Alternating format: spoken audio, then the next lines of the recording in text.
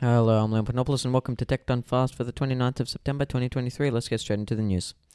First up, arguably the biggest Windows feature ever has arrived, and it's certainly interesting. Windows Copilot, or as Microsoft wants us to call it, simply Copilot, is available right now via Windows Update, provided you have the correct configuration. Copilot is available to chat with, thanks to Bing Chat functionality, can change settings for you, and help with Windows problems. It is currently only in preview, however, and more features will be added in the future. For more information, however, you're going to have to wait and keep an eye out for our episode of the Random Access Show discussing Copilot. Next up, Meta, formerly known as Facebook, recently had an event showcasing a whole heap of new products, including the Quest 3, which is their new VR headset, new additions to Facebook and Instagram, including AI, of course. What would this event be if it wasn't to include AI? And the next generation of Ray-Ban smart glasses, which include the ability to live stream directly to Facebook and Instagram, meaning you will not know if you're being live streamed. Someone could be wearing a pair of those smart glasses and they could be live streaming right now as they're looking at you, and you will have no idea.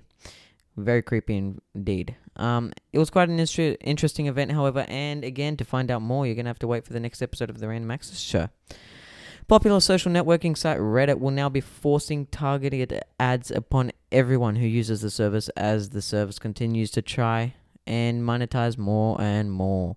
These ads will be more targeted than ever, as the service will now limit the privacy settings you choose.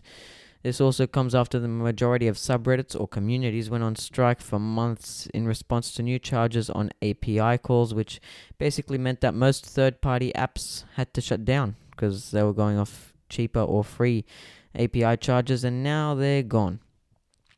The Australian Privacy Act has changed to allow Aussies the right to sue for serious breaches of privacy. That is a welcome change.